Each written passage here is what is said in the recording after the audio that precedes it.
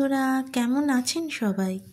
বই হলো আমাদের প্রত্যেকের জীবনে একাকিত্বের পরম বন্ধু, যার মাধ্যমে আমরা অনেক কিছু জানতে পারি।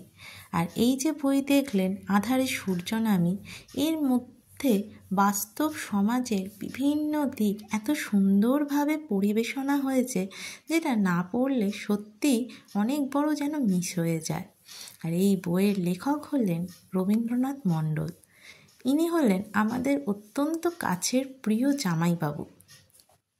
আর কাল এই বইয়েরই প্রকাশ হয়েছে কলকাতা বইমেলা থেকে।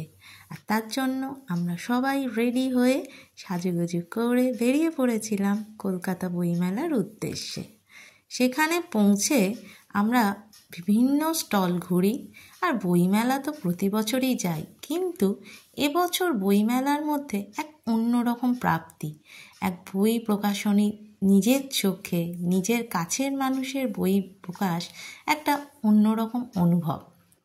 তো আমরা চটপট বইমেলায় ঢুকে পড়ি আর আনন্দ প্রকাশনী 481 নাম্বার স্টল থেকে এই বই প্রকাশের অনুষ্ঠানটা অনুভব করি। সেখানে বিভিন্ন বিশিষ্ট ব্যক্তিদের সাথে আলাপ পরিচয়, বিভিন্ন রকমের বই প্রকাশ, অনেক লেখক লেখিকাদের সাথে আলাপ, আর সব থেকে বড় পাওনা নিজের হাতে শ্রদ্ধেয় মানুষদের হাতে বই তুলে দেওয়া।